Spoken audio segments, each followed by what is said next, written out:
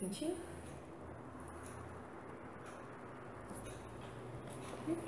Boa tarde a todos. Nós somos a Comissão de Estudos da Regional Nordeste da Comeb, o Encontro de Mocidades Espíritas de Belo Horizonte. E nós vamos dar prosseguimento ao nosso estudo do livro A Gênese. Hoje a gente vai fazer uma coisa um pouquinho diferente, porque em vez de a gente comentar só sobre um capítulo, nós vamos comentar dos capítulos 5 ao 10, que é quando Kardec traz vários dados científicos para a Gênese, vários dados que ele tinha na época dele, vários conhecimentos. Então nós vamos falar um pouquinho sobre a importância desses conhecimentos, sobre por que eles estão ali na Gênese e orientar mais nesse momento. Nós vamos fazer discussões mais específicas a respeito desses capítulos mais pra frente, em vídeos especiais separados. E, bom, qualquer coisa que vocês precisarem, coloquem aí nos comentários e a gente vai trazendo na medida do possível. Então, eu sou a Adriana. Daniel. Luísa. E vamos então começar. Bom, gente, então a gente tinha ficado responsável, né, pra tentar dar uma ajudada aí, né, dar uma mediada nisso. Nesses capítulos, né, que o Kardec vai colocando, ele já começa falando de sistemas de mundo, aí depois ele passa um pouquinho para a uranografia geral, em que ele vai falar sobre a organização do universo. Então ele passa um pouquinho sobre o esboço geológico da Terra, né, as eras geológicas, a formação da Terra. Ele fala um pouquinho sobre a gênese orgânica, né, então como que surgiram seres na Terra. Falo das revoluções do globo, dos grandes fenômenos que aconteceram, tipo eras do gelo e tal, que ajudaram a modificar a Terra. Então ele dá uma passada básica em tudo que a ciência fala, do momento que a Terra foi criada, né, que ela surgiu no universo até o momento de hoje, só que pela lente da ciência. E antes dele já ir falando da ciência do século XIX, ele ainda tem o cuidado de voltar um pouquinho e falar o que a ciência antiga lá da Grécia pra frente falava a respeito disso. E uma coisa que eu sempre achei muito interessante nessa parte é que o Kardec ele realmente tem o cuidado de pegar esses dados aí de livros didáticos da época mesmo. Você vê, ele coloca as referências de onde que ele está tirando, a respeito de que professor, o que ele está falando, até para ajudar a gente a se situar. Porque, assim, de certa forma, quando a gente vai fazer um escrito científico, faz parte do nosso repertório, assim, que o pesquisador ele não dê tanta importância a si mesmo, que ele mostre o que ele está pegando de quem, o que é o pensamento dele, para que a gente possa entender de onde que vem a autoridade do que ele está falando. Então, esse é um capítulo em que o Kardec ele mostra que, assim, que em grande parte, não é em todo ele, em grande parte a autoridade desse capítulo vem de homens. Encarnados e desencarnados, porque tem um momento aí que o Galileu manda uma mensagem na uranografia geral. Mas é basicamente isso. Eu falo assim, então, de acordo com a visão dos homens, os gênios da nossa época, a gente tem isso.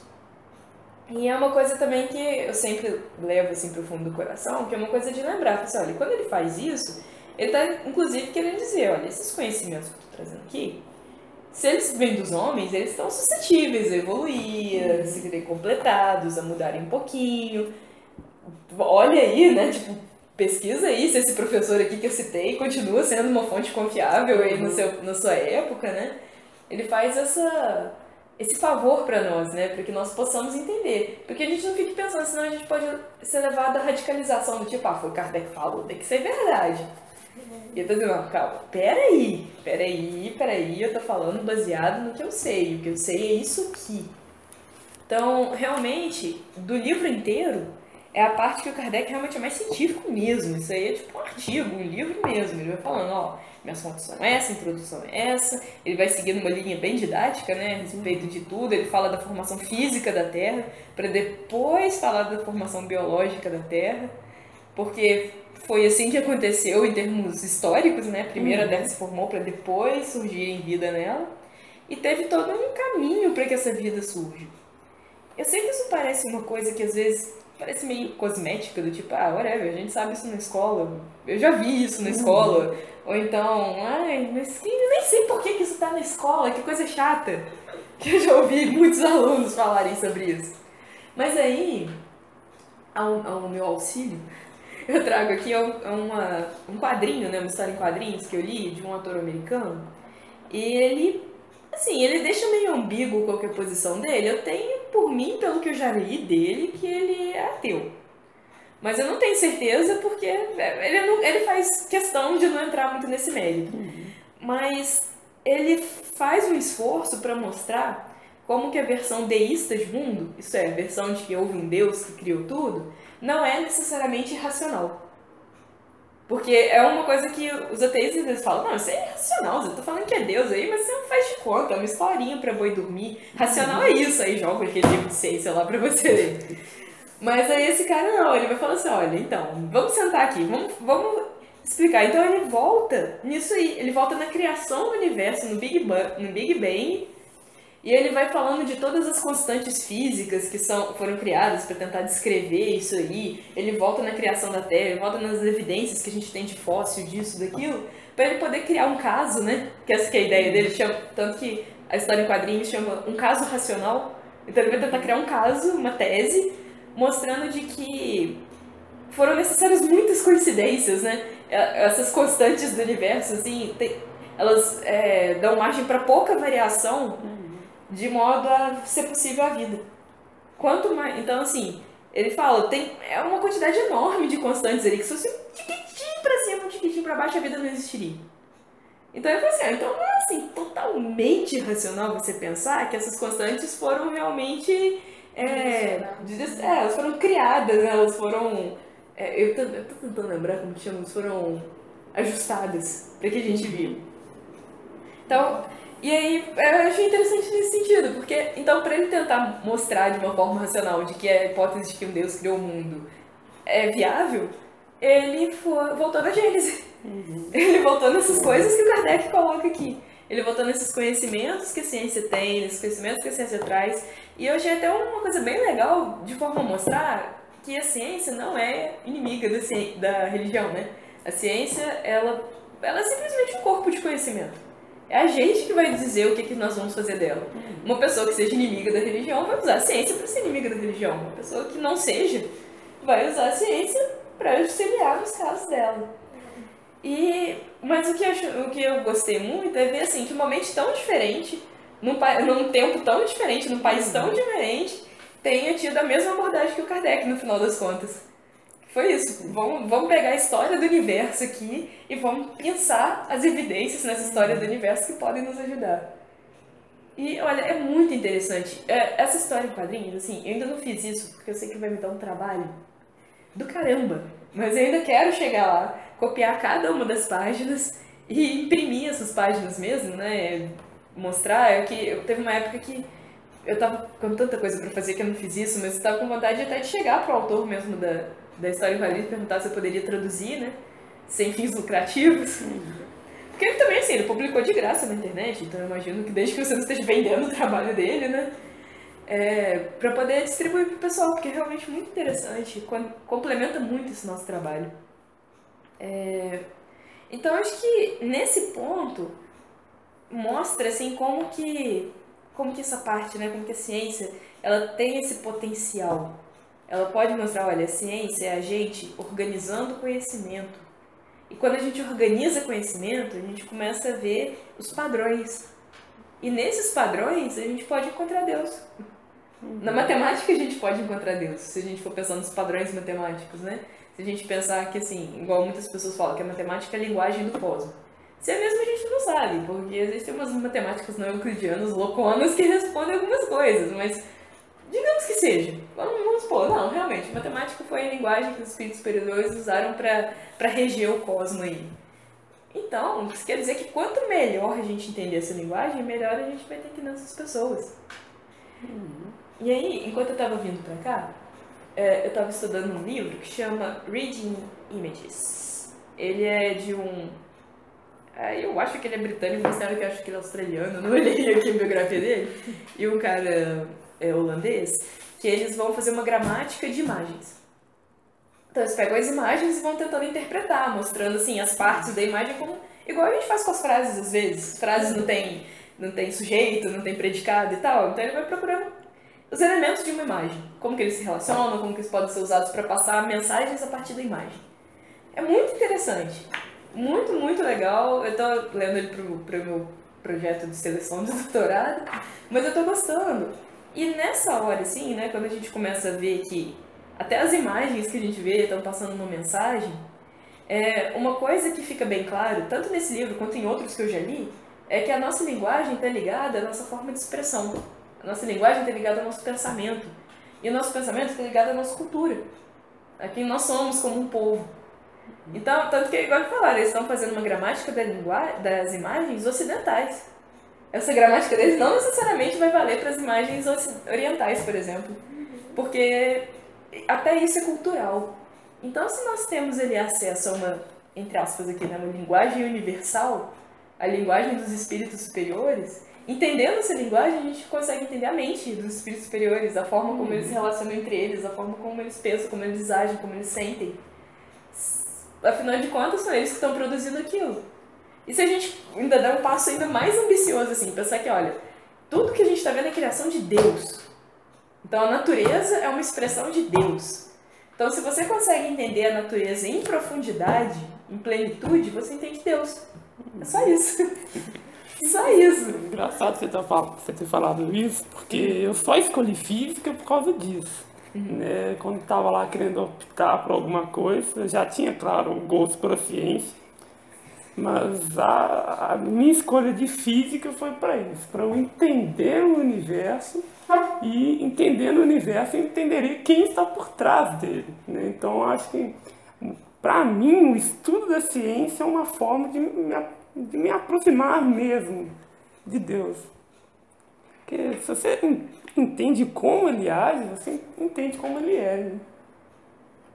Então, para mim, essa linguagem científica, essa linguagem matemática é muito linda. Né? É algo muito belo. É uma coisa muito legal, porque, assim, vendo essa gramática ali, né, dos casos, assim, que os autores vão criando, é que a linguagem de imagens não é necessariamente melhor, nem pior, nem acima, nem abaixo da linguagem escrita. É só que a linguagem escrita, como nós usamos mais para passar as mensagens de autoridade, escrever as leis, passar os livros e tal, a gente acaba dando muito mais enfoque nela. Então nós somos muito profundamente alfabetizados na linguagem escrita e nem sempre nós somos alfabetizados nas outras linguagens. Principalmente na linguagem de imagem. A gente vê imagem é um desenho pra criança, que bobagem, pra que eu vou preocupar? É só figurinha, né? Sendo que existe toda uma lógica por trás das imagens que a gente produz. Então, e aí eles comentam que, inclusive, tem certas coisas que é só a partir de uma imagem que você vai conseguir explicar. Da mesma forma que tem coisas que é só a partir de um escrito que você vai conseguir. E aí ele fala que aí você pode associar esses dois modos para que você consiga passar a mensagem às vezes. Às vezes é necessário que isso aconteça. E uma coisa que eu achei muito legal, né, eu ainda quero voltar ali e ver mais a fundo, mas é que está mostrando que muitas coisas na linguagem científica se aproximam mais de uma linguagem visual do que de uma linguagem propriamente escrita. Ela tem muitas coisas em comum com uma linguagem visual, essa linguagem científica mesmo, dos livros e tal, dessas coisas, desses livros didáticos, desses negócios. E aí eu fico pensando, né? Isso que interessante. Será que às vezes a gente também não fica na contracorrente, assim? A gente às vezes está tão preocupado em achar Deus, achar as coisas nos argumentos muito fechadinhos, nas filosofias muito bem aparamentadas, né, nos livros e tal. E às vezes esse mesmo conhecimento vai estar em outro modo. E alguns que a gente nem conhece. Os espíritos até falam, né, no livro dos espíritos, que a gente, quando pergunta se a gente vai poder compreender, ver a Deus, e compreender a Deus, os espíritos não, falta-lhes um sentido. Aí a princípio você vai pensar, um sentido? Então vai brotar um órgão aqui da minha alma que vai poder detectar Deus? Aí parece uma coisa até bem simplista, mas é verdade, porque os nossos modos de comunicação dependem dos nossos sentidos. Então se nos falta um sentido, falta a gente às vezes um modo de nos comunicarmos diretamente com a Deus. Que é justamente entender essa linguagem de Deus. Como Deus se expressa de verdade. A gente vê os resultados da expressão de Deus. Mas como que isso se deu, né? E quanto mais a gente estuda, mais a gente chega ali. Eu acho muito... Nossa, assim, eu odeio ter discussão com pessoa que fica tentando, né, mostrar, assim, isso, que Deus, que essa ideia de Deus não é racional, né? Tá, porque você não... isso não tem comprovação nenhuma, que bobeira, não sei o quê. Eu odeio, porque tem hora que os mesmos argumentos que ele usa pra tentar mostrar que, porque você não deveria acreditar, que você deveria ser mais cético e tal, são os argumentos que eu usaria pra você, não, cara, isso não faz sentido você acreditar nisso. A mesma evidência, às vezes, aponta pros dois lados, então você, sabe? Igual a própria evolução, né? Muitas pessoas falam assim, não, a evolução é uma prova de que Deus não existe. Não, porque seria tipo assim, que na Bíblia fala lá que Deus, né, vai e cria os animais e tal. Todo mundo do jeito que tá. Não, é que eles pensam assim, ó, se existisse um Deus, ele já criaria tudo perfeito, pra que eles teriam que evoluir? Se Deus não é tão perfeito, pra que ele vai criar coisa imperfeita? Então eles usam isso como linguagem, como argumento. Mas eu falei assim, gente, mas a evolução é justamente um dos meus maiores argumentos para que sim, tem uma divindade ali. Porque esse é um processo assim, específico demais para ser totalmente aleatório. Eu não vou dizer que seja impossível ter processos evolutivos aleatórios na natureza.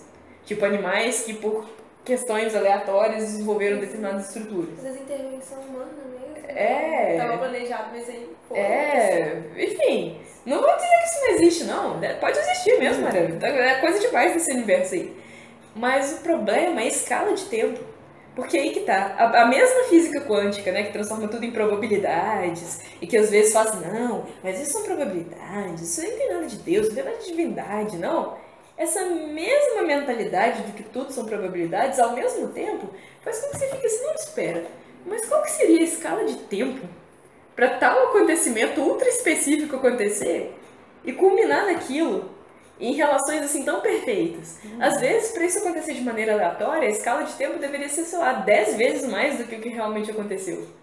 Então, quando eu paro para pensar, assim, por mim, eu diria, não, a nossa evolução terrestre, por mais lenta que ela pareça, ela é até bem rápida, a evolução dos corpos. O que pra mim é um sintoma de que tem uma inteligência por trás. Tem um princípio inteligente aí. Mas esse mesmo argumento é usado por muita gente que pensa, né, isso não tem nada a ver com Deus, não. Aí a evolução explica tudo. Ela aconteceu por causa disso. A relação entre os seres aí é perfeita porque os processos evolutivos naturais aí dos ambientes e tal foram eliminando os seres que não se adequavam a isso. E é isso. Mas será? Outras... Foi simplesmente só por sorte, né? Sem querer aconteceu ali. Não tem uma explicação, não, gente. Como assim? Não, você pensar que assim... Ou então, eu adoro também as leis físicas. O povo, quando usa as leis físicas, pra tentar explicar por que Deus não é necessário. Assim, não, porque o cosmos, ele tá totalmente regulado com as leis físicas. Então, assim, elas existem. Essas leis existem, elas regulam o cosmos, e o cosmos existe por causa dessas leis. São essas leis que regem a formação dos planetas, são essas leis que regem a formação dos corpos, são essas leis que regem os impulsos do seu cérebro. E aí eu falo assim, mas pra mim, a existência dessas leis é justamente aponta pro fato de que tem um ser inteligente o suficiente para criar essas leis harmoniosas. Então... Ou então, quando você entra então no domínio da medicina, aí é que, nossa, sério, aí que a discussão fica russa. Porque eles começam lá a explicar tudo pelo cérebro, né? Porque o cérebro é isso, o cérebro é aquilo, isso aqui. Não, esse processo de loucura é causado por uma estrutura do seu cérebro que começa a gerar menos neurotransmissores.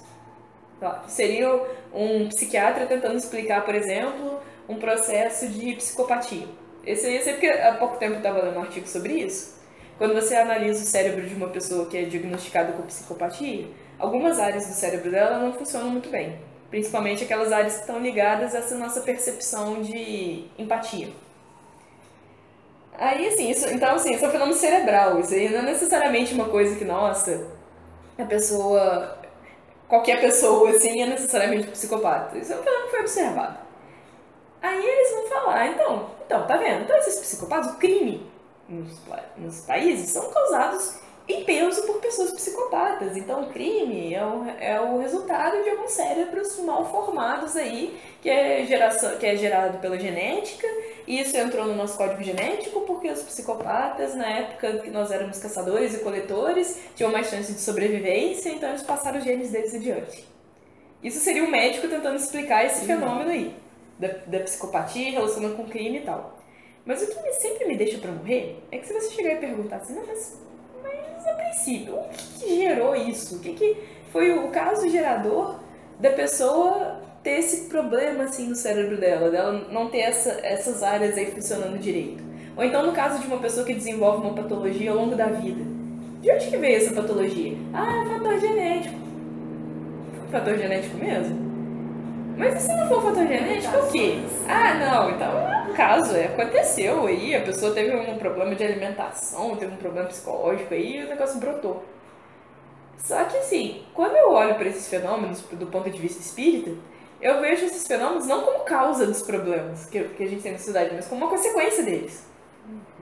Então, assim, a mesma evidência que eles usam para explicar as coisas, né, que são esses fenômenos todos, eu vejo assim como consequências claras de coisas que a gente fez, das nossas misérias humanas, das nossas dificuldades espirituais. Então, assim, as explicações se encaixam muito bem. E aí eles falam, mas essa explicação genética, ela sobrevive sem a explicação espiritual, né? Talvez, mas ela resolve alguma coisa? Eu não acho que sobrevive também, não. Eu comecei a estudar genética eu tenho 2 anos que eu estudo genética, né? Da ensino médio. E assim, o professor explica, porque eu tenho dificuldade até com essa matéria. Porque você pergunta pro professor, não, mas o que gera isso? E não, isso é a aleatoriedade dos genes. Tá, mas o que gera isso, sabe? Você fica assim, aleatoriedade dos genes. Então, tipo assim, uma coisa que eles já estão acostumados a fazer assim, já uma coisa escrita no DNA, sei lá, você tem que fazer isso. Aí, por algum motivo aleatório, do nada ele resolveu fazer alguma coisa. Isso é uma explicação muito sem nada, sabe? Vago demais. E as pessoas acreditam com tanta probabilidade. Não, é a letra da gente, pelo amor de Deus. Como assim? Só o gênio que devia ter feito uma coisa e fez outra e...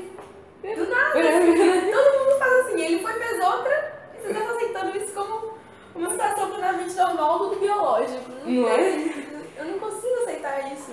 É porque também hoje em dia, aleatoriedade, né? Isso é falando aleatório, probabilidade é o novo... Foi Deus que fez isso? Antigamente, né, as pessoas falam assim, isso é coisa de Deus, a gente não vai entender não. Hoje em dia, isso é aleatório. Foi um aleatório genético. Não. Então assim, não, sim, realmente existe aleatoriedade, né? Eu não lembro se é no Livro dos Espíritos ou se é no Consolador. Porque agora, eu sei que era um desses livros de pergunta e resposta. E eu lembro que uma pergunta era sobre isso, se existem processos realmente aleatórios. Ou se tudo tem uma razão de ser. E, não, então, aí, a resposta, eu não lembro quem foi que deu essa resposta. Mas eles falaram que existem sim, que a gente não precisa exagerar. Existem fenômenos aleatórios. Só que essa aleatoriedade é menor do que a gente pensa.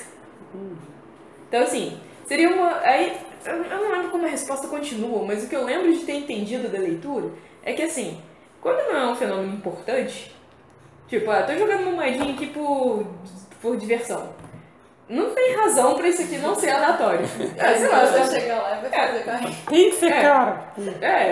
Tipo assim, não tem razão nenhuma pra esse fenômeno não ser aleatório. Mas a partir do momento que esse fenômeno tem importância, então essa aleatoriedade pode diminuir ou até desaparecer. Foi o que eu entendi da leitura. Mas eu realmente gostaria de estar com a referência aqui, porque, assim, as referências que eu já tenho uma noção que vou usar, eu leio antes, por isso que eu sei dizer, está livro dos espíritos, dos médios e tal. Agora, essas referências que surgem na hora, eu nunca lembro de onde foi. Depois a gente faz um daqueles cartãozinhos do vídeo, assim, né? Tipo, olha, tá ali. Adiciona mesmo. Mas aí quando a gente vê esse tipo de resposta, é que você realmente pensa, realmente. Às vezes é realmente muito simplista, às vezes. A gente fala, não, isso é aleatoriedade. Porque talvez a gente poderia tirar coisas muito melhores se a gente não pensasse nisso como aleatoriedade. Igual eu tava ali falando da psicopatia e tal. Tá, você pensar assim que é um fator genético e tal, que apareceu no nosso linha e tal, tá, beleza. Acho que o meu problema hoje em dia, tipo assim, se você falar que não é um fator... É um fator genético, sim. Mas não acontece em qualquer pessoa, acontece em quem tem que acontecer, né? Não, tanto que... É um fator que aconteceu há muitos anos atrás, talvez por uma aleatoriedade genética e tal, hoje em dia, mas eu não seria uma psicopata se eu não precisasse ser uma psicopata, sabe? É biológico, mas não acontece, tipo, em qualquer ser humano de... Não, é o que eu ia falar, assim, que às vezes até acontece sem a gente saber. Porque essas pessoas, né, igual no artigo que tava falando, às vezes, dependendo de quem são os pais, dependendo de como elas são criadas, como elas crescem, elas podem chegar na vida adulta sem perceber que elas têm uma coisa que os outros não têm, que o cérebro delas funciona de uma maneira diferente. Pensa numa pessoa que às vezes é daltônica, mas ela só troca 2 cores. Ela pode viver a vida inteira dela sem nem perceber que ela está trocando essas 2 cores. Como ela vai saber? Ela nunca viu a vida pelos olhos de outra pessoa. Então, assim, isso pode acontecer. Porque são as nossas escolhas que fazem que a nossa vida vai ser. Não necessariamente o que está no nosso gene. Mas aí que tá, justamente por isso, esse modelo, né, de que isso aí é a aleatoriedade genética que gerou isso, e foi seleção natural e blá, não resolve o problema. Tá beleza, então a seleção natural pôs essas pessoas aí, e aí? O que a gente vai fazer por elas? Né? É como se você pegasse só metade da resposta e aceitasse aquilo ali como tudo. Mas tipo, e o que isso vai resolver pra pessoa? Tudo bem, agora que a gente sabe que isso é genético, mas e como que a gente trata? Como que a gente evita que isso se torne um problema na frente, sem necessariamente a gente ir lá e sair cometendo genocídio, né? Que é o que algumas pessoas pensam, assim. Se esse problema genético comete um genocídio aí, que você acaba com isso. Acho que é transhumanismo a vertente das pessoas que acham que tem que morrer, que as pessoas que não são perfeitas, elas têm que morrer. Esse aí já teve vários nomes, ó. Já chamou de eugenia, já chamou de nazismo, já chamou de... Sabe, cada época vai mudando aí um pouco o nome. Mas no fundo é isso, a pessoa tem uma visão realmente muito simplista. O problema tá no gene, a gente mata o gene e acabou. Problema. Não existe mais problema, né? Mas aí que tá, isso não resolve os problemas da sociedade. Aí volta numa coisa que a gente vem dizendo de todos os estudos aí pra trás, que essa não é uma visão calcada em amor. Você não tá amando o seu semelhante que tem ali uma coisa genética que você não acredita, né? Você não concorda. Você tá querendo eliminar essa pessoa. Então essa visão tá necessariamente errada. Ela não é uma visão que vai levar a lugar nenhum, ela vai sempre bater numa coisa sem saída, assim, né? Ela vai bater numa parede, assim, e você vai ter que voltar e continuar o caminho. E entender melhor a ciência leva a gente pra isso. Hoje eu tava lá no seminário do Mildinho, que tá acontecendo lá na União Espírita Mineira, e meus pais, eles ajudam na organização, eu acabei indo junto pra ajudar e eu vi a palestra da manhã. E a gente estava estudando aquela passagem que Jesus acalma a tempestade, que está lá no Evangelho de Marcos. E para que aquela passagem pudesse ser estudada, para que a gente pudesse extrair o espírito daquilo ali para realizar uma reforma íntima, a gente passou por um monte de coisa científica. Teve uma hora que a palestrante estava lá explicando sobre a geografia e a meteorologia da Galileia, para explicar por que aconteceu uma tempestade de vento à tarde, quando Jesus estava lá. Aí ela volta numa passagem assim, que Jesus está no templo de Jerusalém, e aí ele fala sobre o clima, né, como que as pessoas conseguem saber como que o clima vai estar, olhando para onde que a nuvem vem. Então, assim, ela deu todo esse arcabouço, assim, mostrou no mapa, mostrou os negócios, como que funciona, corrente de convecção e blá, não sei das quantas, para que ela pudesse extrair uma verdade universal da fala de Jesus. Então, assim, uma pessoa que não tem esses conhecimentos conseguiria também extrair coisas da fala de Jesus. Qualquer pessoa pode. Jesus deu as falas dele de forma que qualquer pessoa possa extrair coisas de lá. Mas quanto mais profundo é o seu conhecimento, mais você vai vendo que a coisa é muito mais profunda do que você pensa. Então, assim, a grande genialidade de Jesus foi que ele escreveu o Evangelho, né? Ele falava as coisas no Evangelho com uma profundidade enorme, de forma que quanto mais você sabe, mais você tira dele. É o Emmanuel que usa a figura de que o Evangelho seria uma mina, onde você vai lá minerar. Toda vez que você lê o Evangelho, você está minerando, né, algumas pepitas de ouro assim, daquele Evangelho, mas sempre que você volta ainda tem um filão. Ele é um filão inesgotável. E a verdade é essa, quanto mais você sabe, mais profundidade, mais sabedoria está ali. Então você nunca vai chegar num ponto que você vai olhar para o Evangelho e pensar, deixa pra lá. Não é à toa que nos livros do André Luiz, às vezes quando vem um espírito superior comunicar com eles, um espírito muito superior, normalmente assim, não só eles não falam quase nada, eles não ficam fazendo discurso, mas assim, eu lembro de um espírito superior que quando que ele apareceu em nosso lar para passar uma mensagem, ele passou versículos do Evangelho. Ele respondeu as perguntas que fizeram a ele com versículos do Evangelho. Simples assim. Tá aqui a resposta dos seus problemas. Nossa, imagina, você é cheio de dúvida, né? Chega pro Espírito Superior e te responde com uma coisa que você lê todo dia. Não é? Não era o Chico que dizia, né? Quando perguntavam pra ele, e aí, Chico, qual que é a novidade de hoje? A novidade é o Evangelho. É sempre novidade, porque a cada dia, cada vez que a gente cresce em sabedoria, tem coisas diferentes ali. E eu acho que é por isso que fica tão importante que a gente aprenda a valorizar esse conhecimento. Porque tem pessoas que falam assim, mas a gente tem que tomar cuidado para o espiritismo não ficar intelectualizado. Só que ter conhecimento científico é diferente de você ficar intelectualizado, assim, entre aspas, no sentido ruim. Porque, assim, um cientista que realmente tem um conhecimento profundo da natureza, ele não necessariamente é aquele intelectual que acredita que ele sabe tudo, que cria um sistema engessado de mundo e acredita nele. Essa pessoa que cria um sistema de mundo engessado e acredita nele, normalmente tem conhecimento parcial. Porque quanto mais você conhece, mais você vai quebrando as barreiras do seu sistema, mais você vai expandindo o seu conhecimento e mais vão perdendo importância essas personalidades, assim.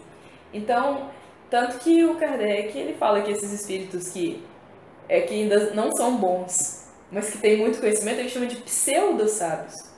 São espíritos que ouvindo, você ele é totalmente racional. Mas ele está preso, ele está engessado naquela visão de mundo dele.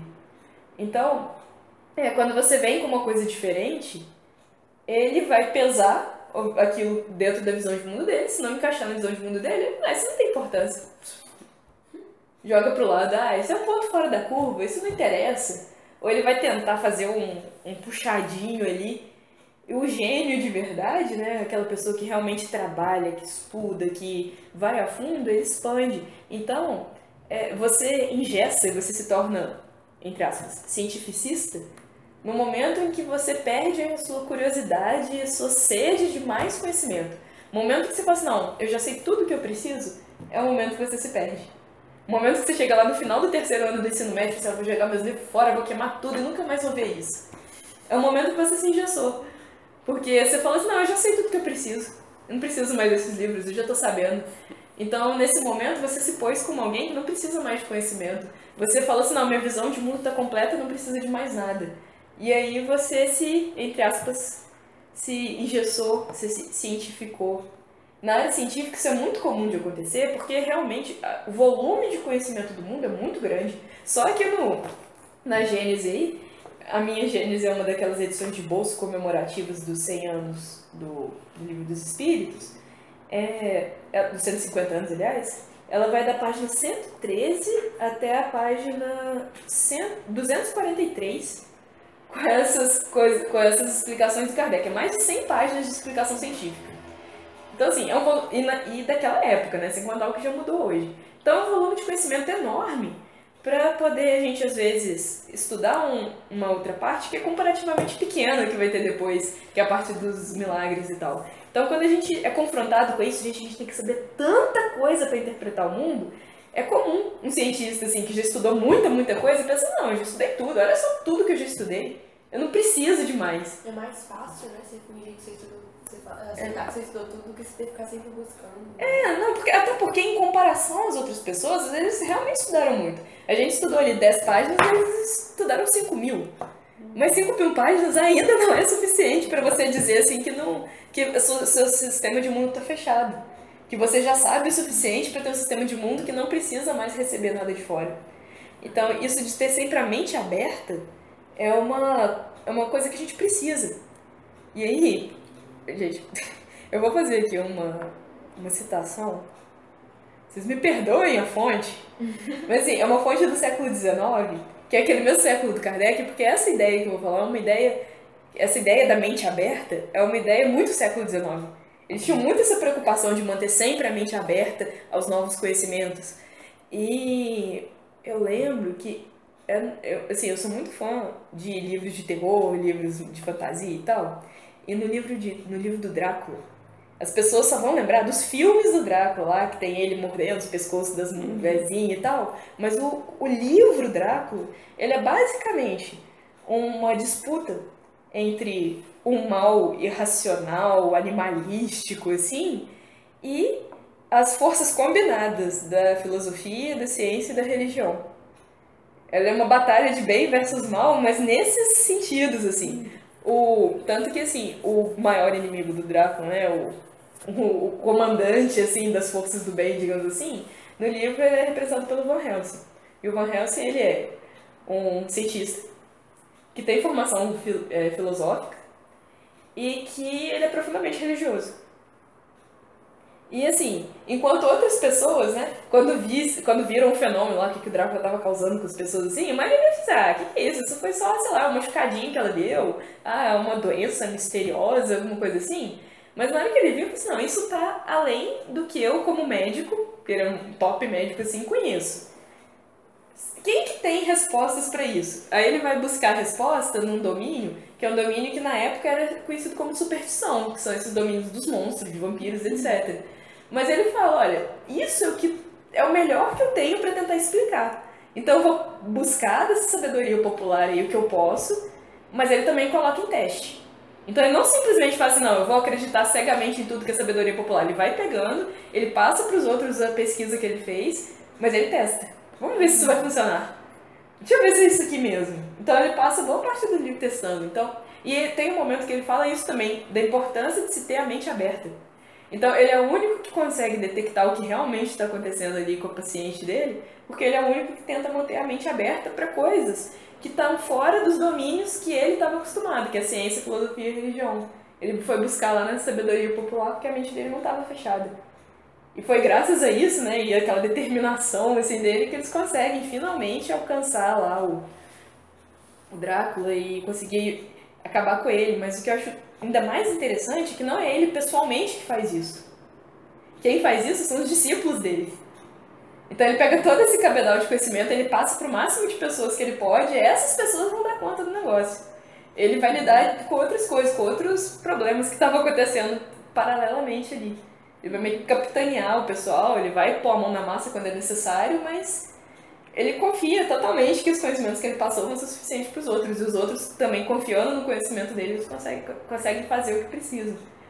Então, assim, livrinho bobo, né? Uma história, assim, de ficção, que não tem nada a ver aqui com o espiritismo, com a religião, mas que, pra mim, ela traz muito mesmo esse ideal do século XIX, esse ideal da época que Kardec estava vivendo, e esse ideal, assim, que hoje a gente tá... Não é que a gente perdeu esse ideal, mas que não tá, às vezes, tão pra frente, de que a gente precisa manter a mente aberta, a gente precisa manter aquela disposição de criança, né? Como um menino, igual Jesus falava, só aquele que for como esse menino vai entrar no reino do céu. Só aquele que tiver aquela humildade de saber, olha, eu já estudei a minha vida inteira e ainda não sei nada. Tem um livro que eu estava lendo sobre filosofia, é um romancezinho assim, mais leve, para introduzir filosofia. E é um filósofo, ele está ensinando uma garota de 15 anos, assim, por que os filósofos têm toda essa curiosidade, ele vai introduzindo pra ela. É o Mundo de Sofia? É. O Mundo de Sofia é muito legal. Esse mesmo. Aí ele fala aquela metáfora que eu apaixonei, que é do coelho. Que os seres humanos normais, eles vão perdendo com o passar do tempo essa característica da criança. A criança, quando nasce, ela nasce na ponta do pelo do coelho. E eles têm toda a curiosidade daquele mundo inteiro que tem lá fora, e eles perguntam, eles estão sempre questionando, sempre abertos a novos conhecimentos, e vai crescendo, você vai descendo o pelo do coelho, vai descendo para o próprio coelho mesmo. E os filósofos não, eles são as pessoas que tiveram a coragem de continuar sendo como crianças, de continuar ali na ponta do coelho, e vendo aquele mundo todo, porque... Então acho que essas metáforas todas que a gente tem, né, para ciência, para filosofia, para religião, elas têm que realmente conduzir a gente a se melhorar.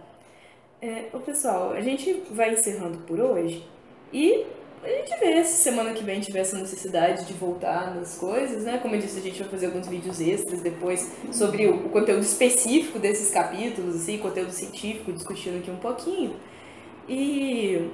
Então a gente volta com o capítulo 11, que é a Gênese espiritual. Que aí fica mais tranquilo, né? Então é isso, pessoal. Muito obrigada pela atenção. Bons estudos para todos e até a próxima. Sim, pelo amor de Deus, eu tô lendo